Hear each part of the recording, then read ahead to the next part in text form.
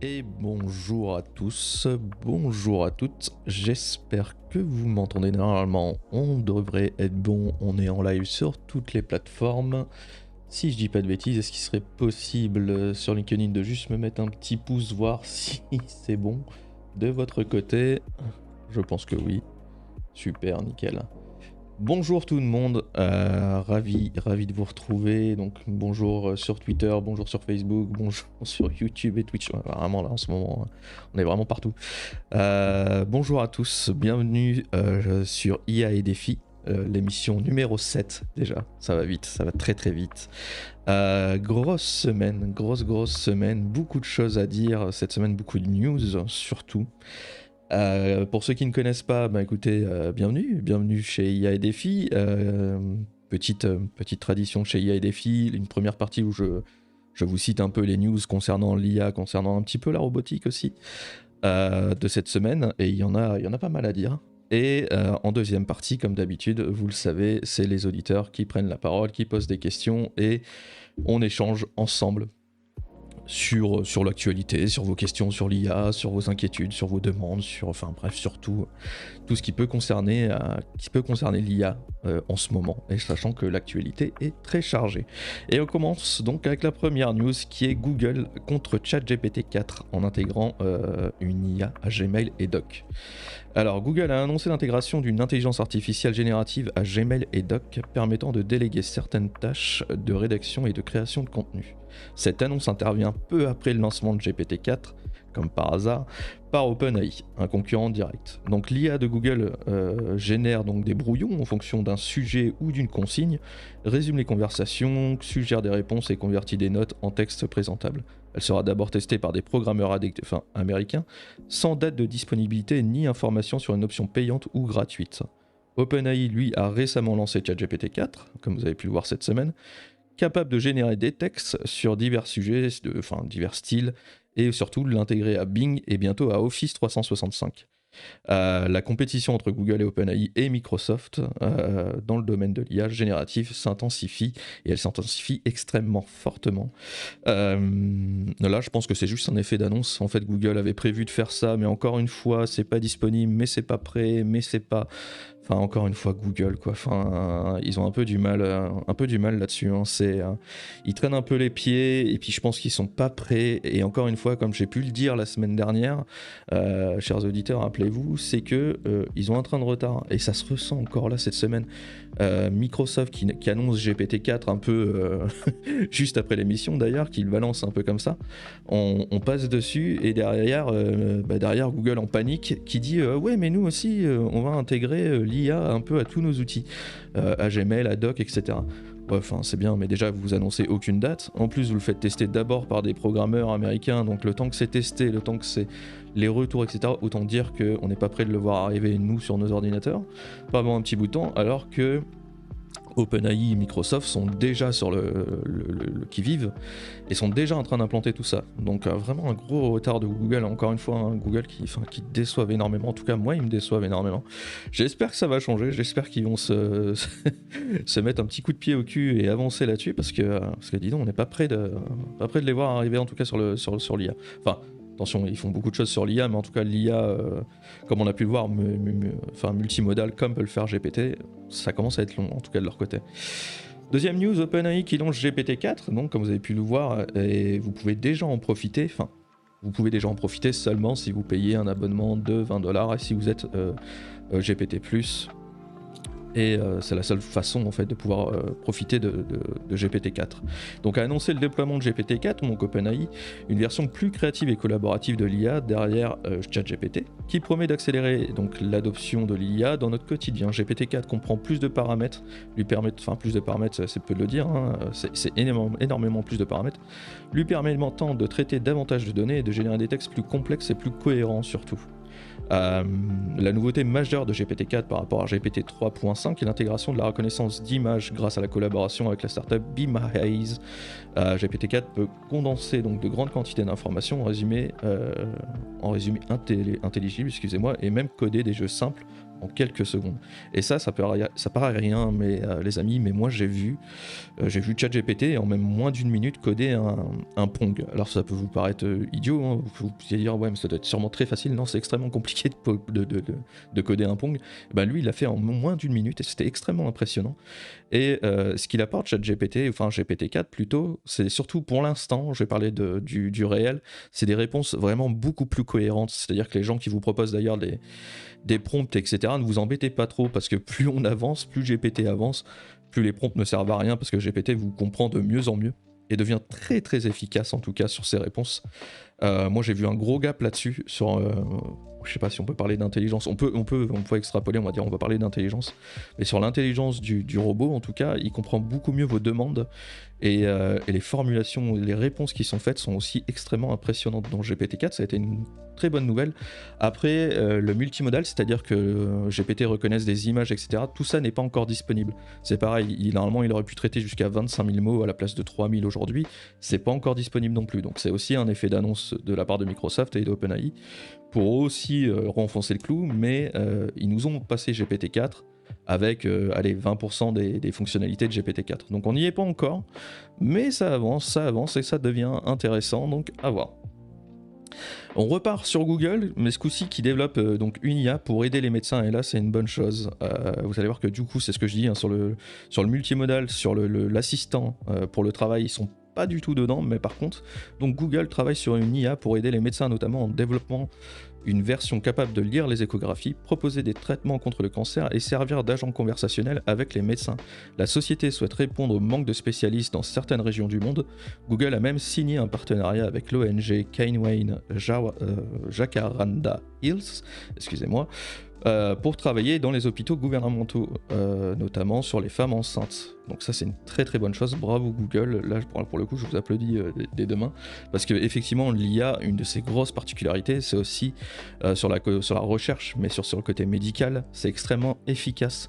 On commence à avoir des IA qui commencent à lire des scanners, qui commencent à un peu remplacer un peu le métier de radiologue. Alors attention, je prends des pincettes parce qu'il peut y avoir des gens qui nous écoutent et qui vont faire des bons, mais ça sait reconnaître aujourd'hui des anomalies sur le corps humain, ça devient de plus en plus fort là-dessus. Alors c'est pas encore opérationnel à 100%, mais par exemple pour le continent africain, je sais que il y a beaucoup de recherches qui sont faites au niveau de l'IA pour ça. Et c'est extraordinaire parce que ça va permettre justement un développement à ce niveau-là sur certains pays en Afrique qui ne peuvent pas avoir ces spécialistes ou ces médecins, et l'IA va pouvoir au moins remplacer ça.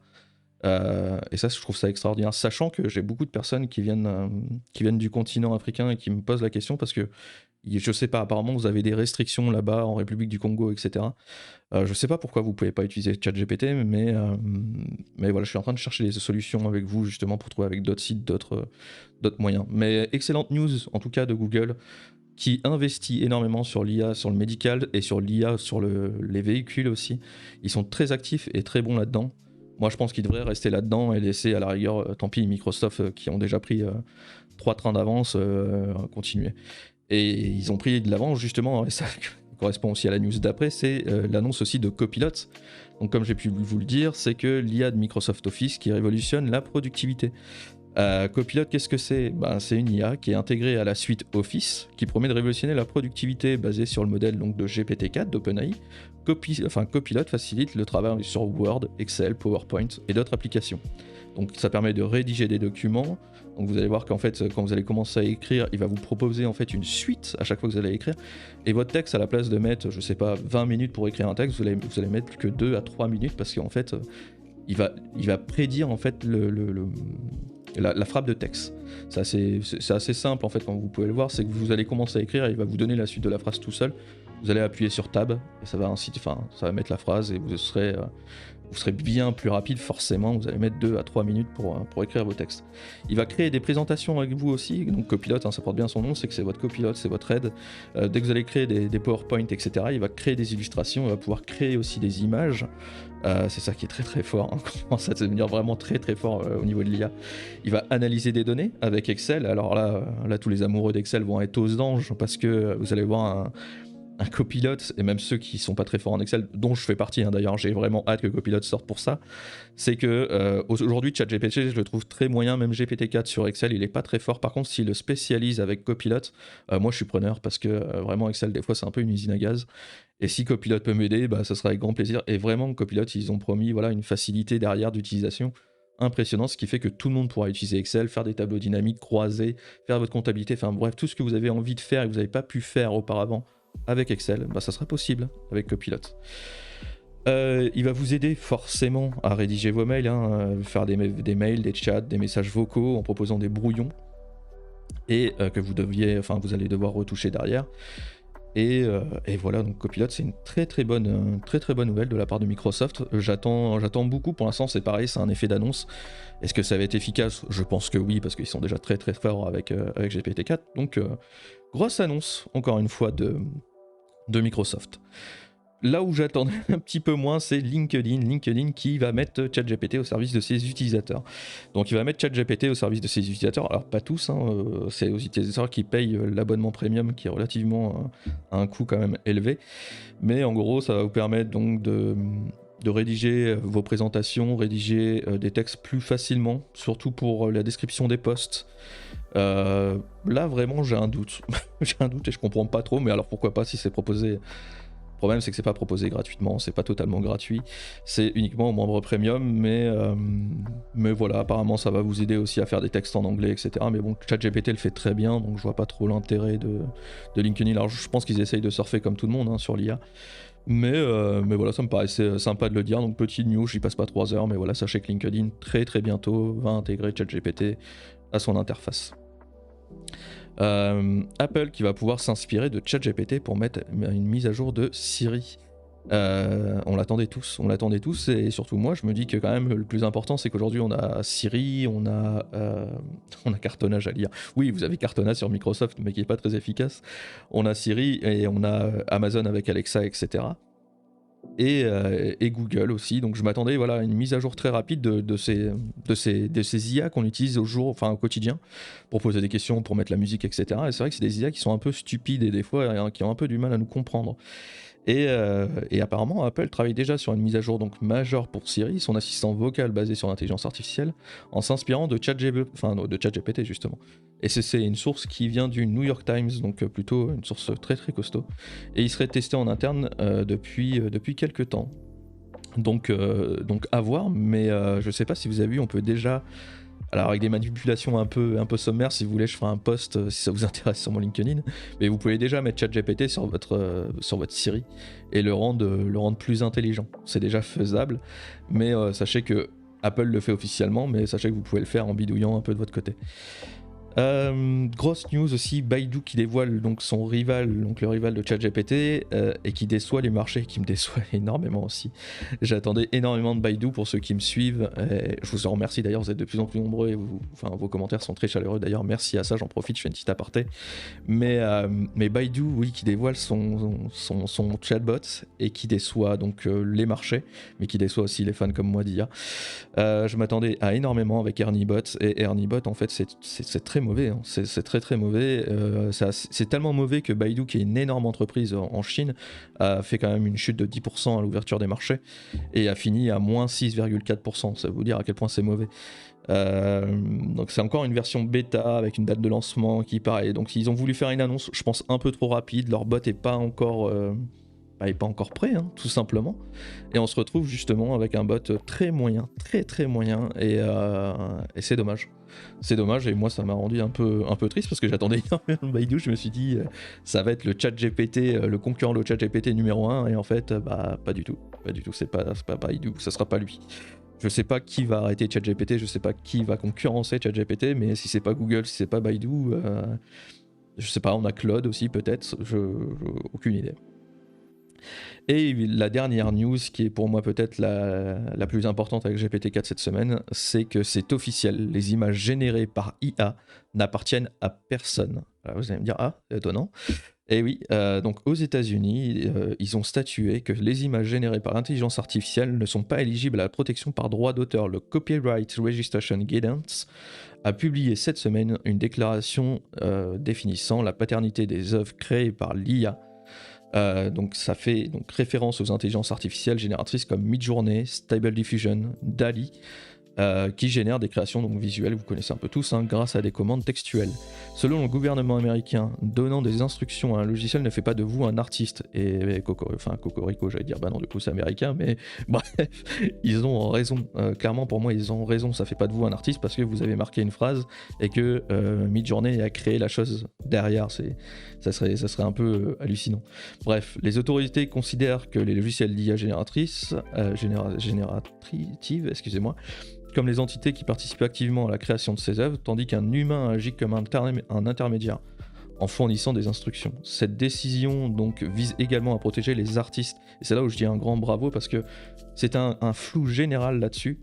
Et vraiment, et l'IA pour le coup, c'est vraiment du plagiat. Et donc, si on ne peut pas accorder de copyright aux œuvres générées par les IA, du coup, elles ne peuvent pas être vendues. Et on peut les utiliser, tout le monde peut les utiliser du coup, mais elles ne peuvent pas être vendues comme des œuvres. Et ça, c'est bravo parce que ça protège un peu les artistes qui eux font un travail formidable et restent pas juste 3 secondes sur une IA pour générer juste des images. Après ça peut être très vite contourné, les amis, soyons honnêtes, vous ouvrez Photoshop, vous faites 2-3 modifications, boum, vous êtes un artiste parce que vous avez fait des modifications. Mais bon, c'est déjà un pas. Je trouve que déjà les États-Unis ont déjà pris les devants. Et bravo à eux parce que c'est vrai que les lois tardent à arriver. Enfin, en Europe, j'ai pas vu grand chose arriver à part pour les avocats. Je sais qu'on peut pas se défendre avec ChatGPT à la cour, mais sinon aux États-Unis, bravo parce que c'est les seuls à avoir sorti aujourd'hui une loi là-dessus. Donc bravo à eux. Bonne nouvelle pour les artistes, pour ceux qui nous écoutent. Je suis très heureux pour vous. J'espère que ça va continuer dans ce sens-là et j'espère que d'autres lois vont protéger vos œuvres. Et puis voilà. Même s'il y a génératrice d'images, c'est excellent. Ça fait un taf extraordinaire, mais un artiste reste un artiste. Aujourd'hui, on peut pas dire que vous êtes artiste parce que vous avez rentré un prompt sur Midjourney, par exemple. Donc voilà, c'est tout. Alors c'est déjà pas mal. On a fait un grand tour des news de cette semaine. Vraiment, il y avait pas mal de choses à dire. Je pense que si vous avez des questions, c'est le moment, c'est la deuxième partie. Vous pouvez intervenir, vous êtes les bienvenus comme d'habitude. Bien sûr, Antoine, c'est un grand plaisir. T'as baissé la main, Antoine. Je peux plus t'ajouter. Mais c'est avec grand plaisir. Vous pouvez venir prendre la parole avec moi. Je suis disponible pour vous jusqu'à 15h. Et puis on peut communiquer et puis parler de tout ça, parler de tout ce qui s'est passé. Salut Antoine, comment tu vas? Salut Arnaud, merci. Bonjour à toutes et à tous. Merci pour ton résumé de l'information là sur l'IA. C'est vrai qu'elle était extrêmement riche. Je voulais rajouter un petit point, 2-3 petits points. Donc sur GPT-4, tu l'as testé, je l'ai testé aussi. Ouais. Je le trouve pas exceptionnel. Et on sent qu'il y a quand même pas mal de restrictions qui ont été ajoutées dans le système sur la divulgation des sources, sur tout ce qui va être aussi contenu un petit peu borderline. On peut pas lui faire dire ce qu'on veut, comme on veut. Et on sent qu'il y a quand même des petits freins qui ont été mis. Il y a des petits freins, mais oui, ils ont sorti GPT-4 et ils l'ont annoncé aussi dans le communiqué. C'est un live réservé aux ingénieurs, mais même ceux qui n'étaient pas ingénieurs apprenaient beaucoup de choses là-dessus.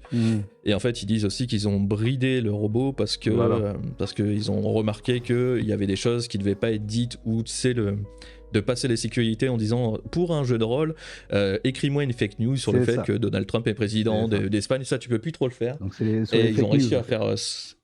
Ouais, ils sont plutôt forts pour ce qui est de mettre des barrières, mais après je trouve que, j'ai été déçu dans le sens où je m'attendais à un truc révolutionnaire, à GPT-4. C'est une évolution. Mais comme j'ai pu le dire, c'est une révolution. C'est une évolution. À défaut d'être une révolution. C'est ça, mais moi j'attendais beaucoup le multimodal et du coup on l'a pas eu, pas encore. Du coup le texte ou vidéo, texte ou image, etc. On va encore attendre un peu, mais c'est pour ça que ça m'a surpris quand le soir même, d'ailleurs j'ai fait une news et puis un épisode spécial pour ça. Mais c'est vrai que j'étais un peu étonné de pas avoir tout ça apparaître et de voir juste un bot qui était bien plus efficace. Par contre, attention, Oui, moi c'est je vrai. trouve, enfin, moi je lui ai fait Je faire des reconnais. tests, il est vraiment plus efficace. Mm. Faites des tests tout simples. Hein, aujourd'hui, demandez une énigme à ChatGPT 3.5 parce que vous pouvez sélectionner une énigme d'enfant de CP, il va pas réussir à vous répondre correctement. À GPT-4, il va réussir à répondre correctement. Ça veut dire énormément de choses en fait, ça.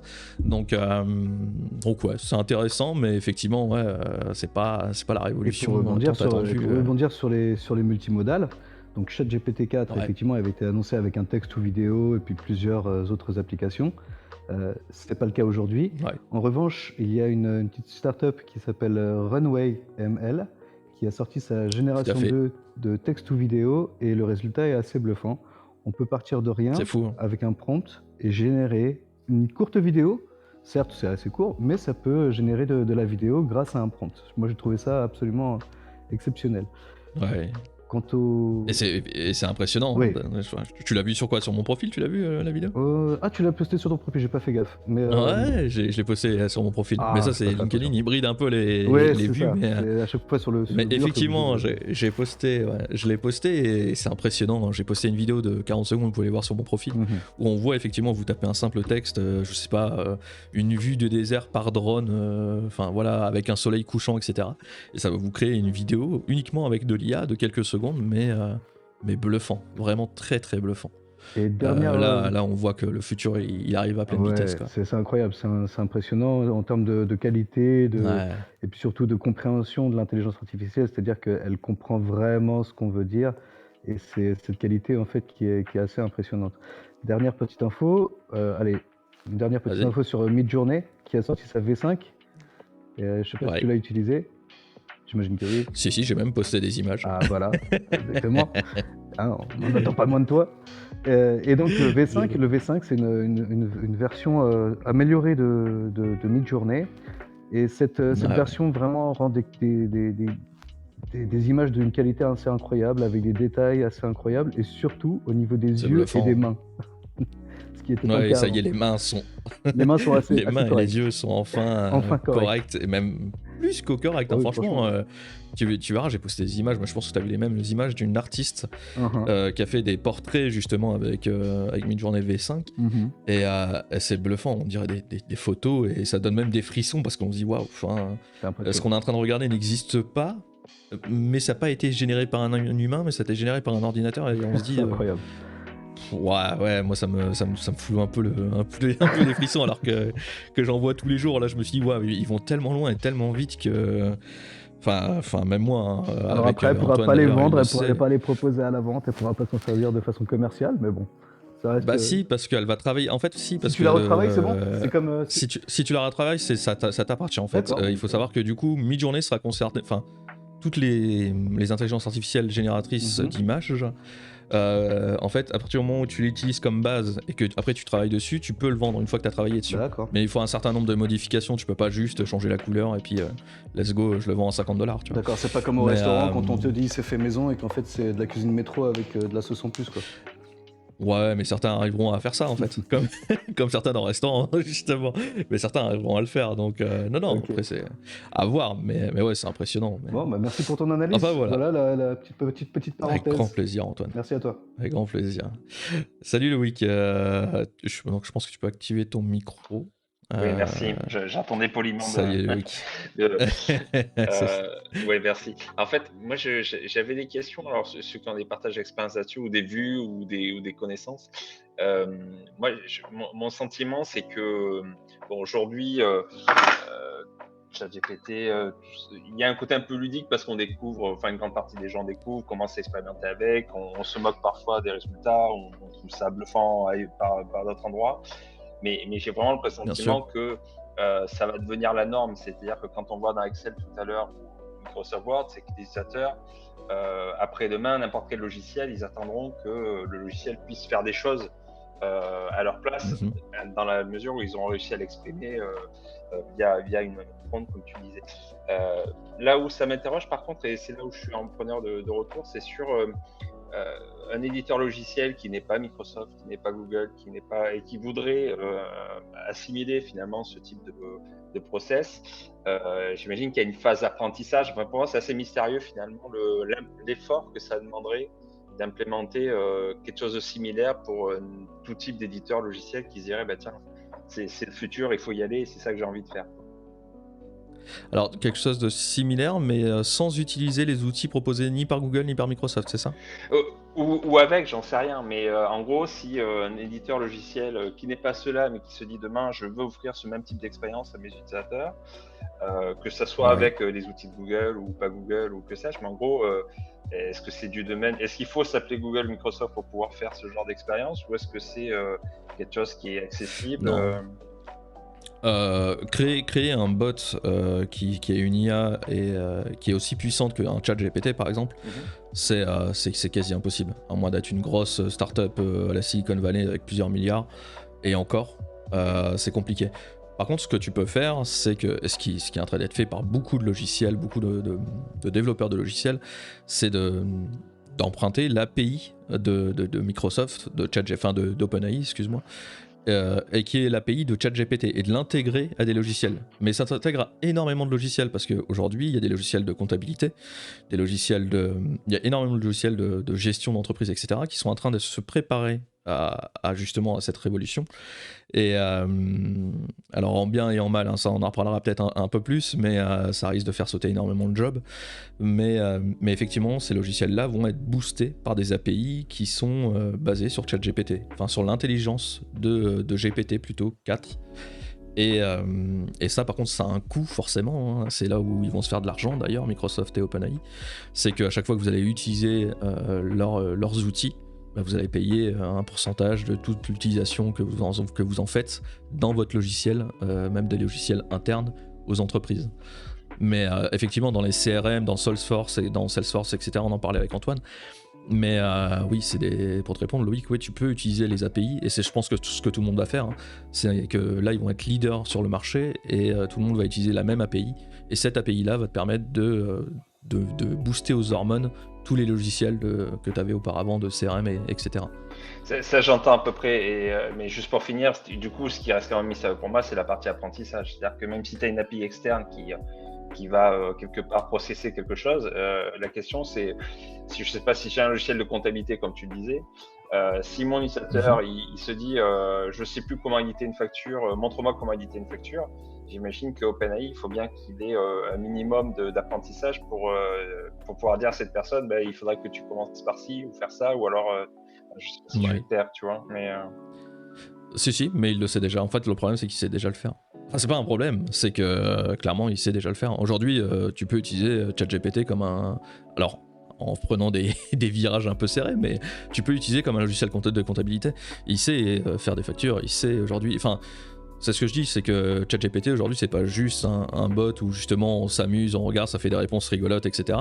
Non, c'est qu'aujourd'hui, moi par exemple, je travaille et je gère toute mon entreprise avec GPT, avec ChatGPT, parce que c'est un excellent assistant, il sait faire tout, que ce soit du juridique, de la comptabilité, que ce soit, si on parle d'entreprise, là on reste dans le milieu d'entrepreneuriat, si on parle de gestion, etc. Et dans quelques semaines, quelques mois, il sera faire aussi de la gestion de clients, etc. parce qu'il sera connecté aussi à Internet.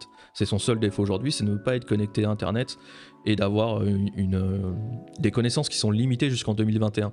Mais avant 2021, tu doutes bien qu'on savait éditer des factures.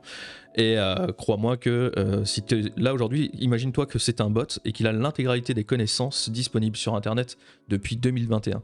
Et ça en fait beaucoup. Et crois-moi que la comptabilité, pour lui, c'est un jeu d'enfant. Alors effectivement, quand tu mets ces API-là, ça demande un peu d'entraînement, pas d'entraînement, enfin, c'est pas de l'entraînement, c'est surtout de la mise en place par les ingénieurs. Les ingénieurs, aujourd'hui, logiciels, doivent faire de la mise en place avec cette API, mais ils doivent pas entraîner l'API, enfin, ils doivent pas entraîner le bot, parce que le bot en lui-même, c'est déjà ce qu'il a à faire. Éditer une facture, il sait très bien le faire, c'est juste qu'il faut lui dire que il faut écrire ces données à tel endroit, ces données à tel endroit, et ces données à tel endroit. Une fois qu'on lui a indiqué tout ça, il sait travailler tout seul. Et c'est là où pour te rejoindre, en fait, il n'a pas besoin d'apprendre. Et c'est pour ça que c'est très compliqué. Si tu veux aujourd'hui créer un logiciel comme ChatGPT, c'est impossible parce qu'il faudrait recommencer l'apprentissage de A à Z, ce qu'ils ont fait pendant des années avec OpenAI, avant de sortir ChatGPT au grand public, quoi. C'est là où c'est compliqué, c'est là où on peut pas dupliquer cette chose-là, mais d'autres sociétés sont en train de le faire, avec Claude par exemple, avec Baidu, avec ce que je parlais dans les news, tu vois. C'est en train d'être... D'autres essayent de le faire, mais ça demande énormément de ressources financières et énormément de ressources humaines en tant qu'ingénieur de développement, etc. Mais pour après, dans sa petite boîte à soi, si demain, je sais pas ce que tu fais comme métier, mais si par exemple tu es éditeur de logiciels, normalement, si tes développeurs se forment, ils sont capables d'intégrer l'API de ChatGPT. Ça peut leur prendre peut-être quelques jours, quelques semaines, pour l'intégrer à des logiciels plus sérieux de comptabilité, de suivi, de CRM, de Salesforce, etc. quoi. Ok, merci beaucoup pour la réponse et je laisse la parole aux autres. Mais voilà, il faut savoir aussi, petite information, justement, quand on parlait de ça avec Loïc, justement, des métiers qui vont évoluer, j'ai pu voir beaucoup de choses sur l'évolution des métiers et sur ce qui allait évoluer rapidement. Et effectivement, on parlait de comptabilité, mais c'est des postes qui vont être amenés à évoluer très fortement et très vite. Donc, comme toutes les semaines, je vais vous répéter, formez-vous à l'IA, n'attendez pas que l'IA soit sur le marché avant de vous former. Formez-vous maintenant parce que c'est déjà le cas, c'est juste qu'elle est très discrète. Et pour information, aux États-Unis, on n'est même plus à la question de la formation, on est aux questions des licenciements pour les personnes qui ne savent pas utiliser l'IA. C'est pas une blague. Aujourd'hui, il y a beaucoup de sociétés. La dernière fois, je parlais de CNET qui avait viré une vingtaine de journalistes. Et ben c'est encore pire aujourd'hui. Aux États-Unis, il y a énormément d'entreprises qui sont en train de licencier parce qu'ils sont en train de remarquer que le ChatGPT, juste l'utilisation de ChatGPT peut remplacer des fois 3 à 4, 5 salariés, 5 postes. Et en termes d'économie pour une entreprise, c'est énorme. Donc n'attendez pas justement que ces boîtes-là, ou vos propres boîtes d'ailleurs, comprennent que ChatGPT c'est efficace, etc. Formez-vous dessus et devenez bon sur l'IA, alors sans être des experts, mais au moins savoir de quoi vous parlez, de quoi il en ressort. Il y a des formations gratuites, sachant que moi j'en ai une sur mon profil. Allez voir, j'ai fait une formation gratuite sur ChatGPT, ça dure, il y a 1h30 de vidéo, mais faites-le, hein, c'est gratuit, profitez-en. Mais voilà, formez-vous surtout et ça va de plus en plus vite. Regardez, en une semaine, tout ce que j'ai annoncé, c'est impressionnant. Avec Antoine, il peut vous le dire, hein, la semaine dernière, on n'était pas du tout là. Aujourd'hui, on a GPT-4, on a Microsoft qui sort Copilot sur Word, sur Excel, machin, etc. On a Google qui va sur Gmail, pareil, sur Doc, etc. Enfin, toutes les semaines, il y a des évolutions faramineuses qui sortent. Et c'est très important pour vous de vous former, tout simplement. Vous former, parce que ça va être crucial, en tout cas. Voilà les amis, c'est déjà tout pour IA et Défi numéro 7. Nous, on se retrouve mardi prochain à 14h pour l'enregistrement en direct et dans l'après-midi pour le podcast. Dans tous les cas, vous êtes les bienvenus, ça se passe sur LinkedIn. Vous pouvez d'ailleurs me poser des questions en privé, il n'y a aucun problème, j'y répondrai aussi. Je vous souhaite à tous une excellente journée et je vous dis à bientôt et restez curieux.